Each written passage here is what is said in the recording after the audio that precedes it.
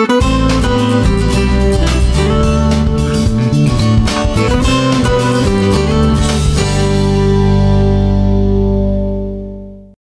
Museum Roadshow is brought to you by Carvinens. I'm Becky Mitchell from the Becker County Museum. Welcome to the Museum Roadshow. We are doing something fun for a third week throwback. We're digging into the archives from the museum with past directors and past speakers and doing what we do best here, learning from the past. Hope you enjoy the show.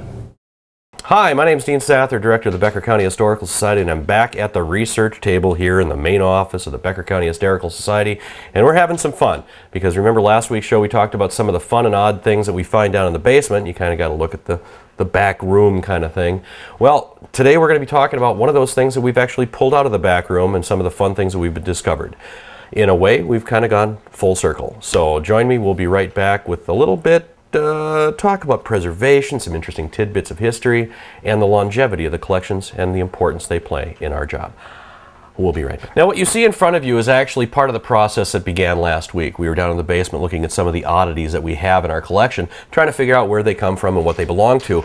This box, this little grip, this satchel that you see in front of you actually started another one of those processes.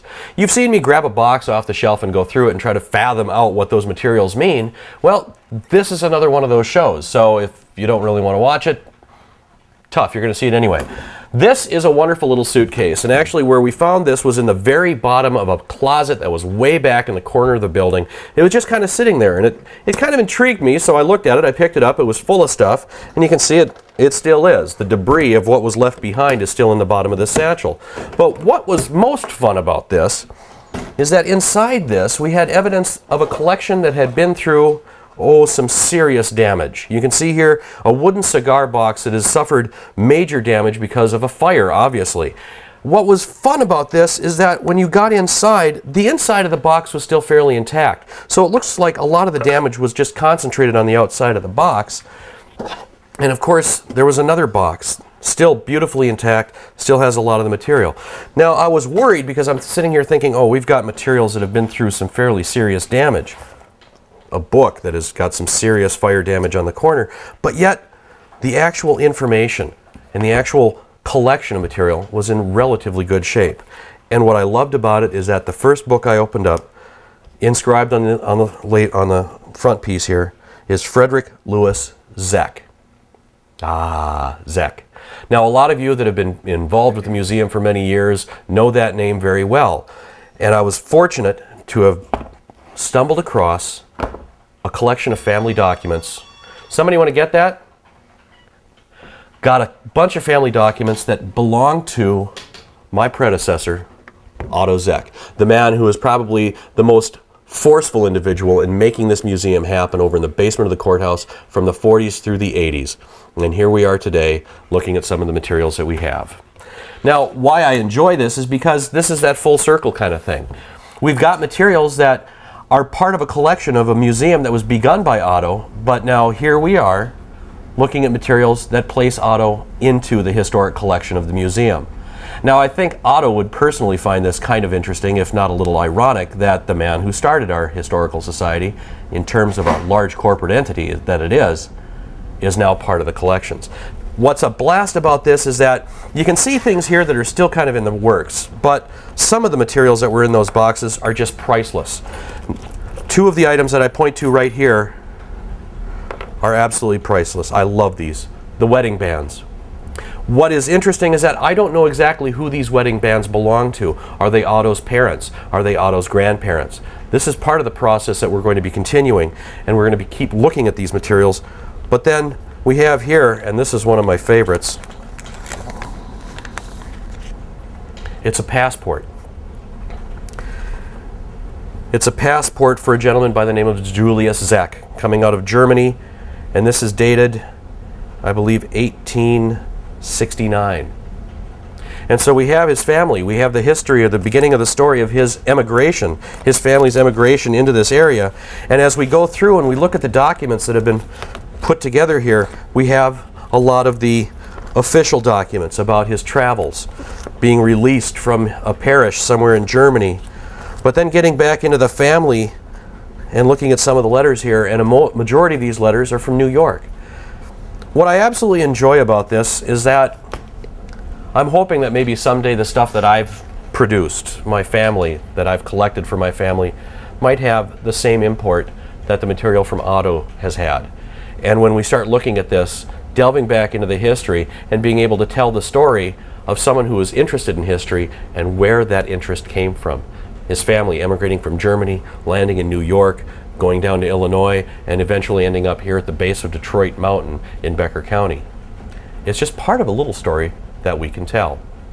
The material that you see before you has gone through a process. Now, I mentioned the fact that this stuff was in a satchel in the basement, in a closet, and it had obviously been damaged by fire sometime in the past. Now, knowing that our museum has never suffered a fire, I would imagine that that fire probably occurred either in Otto's home or possibly his parents' home long before we ever got this collection. But the process that we're going through now is making sure that these materials are preserved, and that is really the key thing that we try to do here with our documents. Now you can see I've got several notebooks put out before me, and one of the things that we try to do is make sure that as we look at these documents, as we go through and utilize these things, they're in a medium that's going to lessen the impact of our use on these materials. You can see that some of them were folded up, unfolded, folded, unfolded, folded, unfolded to such a degree that parts of those creases have broken off and have started to wear away at the edges of the paper. Now my job, of course, and of course Erin's job over there, as she's working on curatorial activities at this museum, is to make sure that the things that we do to them ensure their preservation and limit the amount of impact our use of those materials will have. And so you'll see that we've gone through and kept and put as much of this material into these fine archivally saved pages. Now, one of the other things that we get to do is to try to keep all of the things that belong together, such as packages of materials. Maybe all of this stuff came from a single envelope. Now, we don't know what the significance of that collection of things were, so before we start peeling things apart and putting them in individual pages, we want to make sure that maybe all the letters that are inside one envelope, even though they're not dated to the same date, maybe they are a string of correspondence on a single thing. Now, I can't tell that right away because most of these letters are in German, and being a good left-handed Norwegian, I barely have a comprehension of the Norwegian language, let alone my own. And so it's going to take a little bit of translation work in order to get to the bottom of what the significance of these documents are. But aside from the personal documents, we've also got a lot of the official documents. And this is also kind of a fun thing. Here's a letter from Buffalo, New York, 1915. Here is a wonderful document from Germany dated 1866. But then we've also got, here's what I get, I love this, tax records. Now here are the receipts. Now we've talked about the tax lists that we have in the basement. Now here we have a wonderful example of what those plucky individuals who had to pay that property tax got in return for their hard-earned money. This wonderful little receipt. What's fun is that it kind of gives an idea of where these people lived. We have the legal description as to where William Zeck was living at the time in 1912. But then it also goes through and gives us some indication as to how he paid for those taxes, the mortgages, the economic history of the family. Now, a lot of you are kind of going, oh my Lord, how mundane can this possibly be? But the fun thing is that the more things change, the more they stay the same.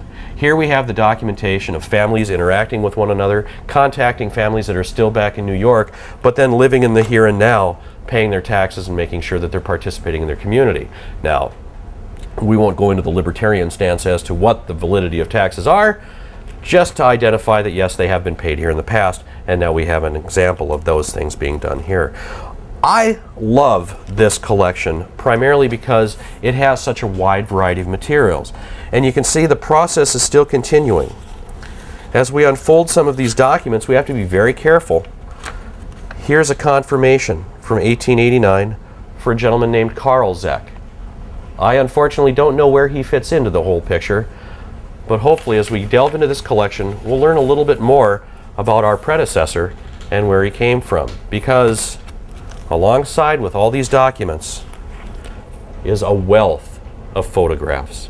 And I'm pleased to announce that any of the damage that befell any of the documents or the books or the boxes that these materials were contained in did not suffer a similar fate. And we've got some wonderful images here. Streetcars in New York back in the 1890s. What's fun is that it ties it back in again to that aspect that we always talk about. It's the stories. It's not just people in Becker County, but it's where those people came from and the relationships that they've maintained over the years. Otto Zeck and his family from New York and all the way back into Germany, part of our history and part of a story that we can tell and preserve. My name is Dean Sather. This has been just a little history of Becker County. Thanks for joining us. Come in and share your stories with us. We'll see you next week. I hope you've enjoyed today's show of the third week throwback here at the Becker County Museum, where we've dug into the archives, found those old stories of history and shared them with you. And it's a good reminder, make sure and come in, share our stories, share your stories with us so we have them for our future generations.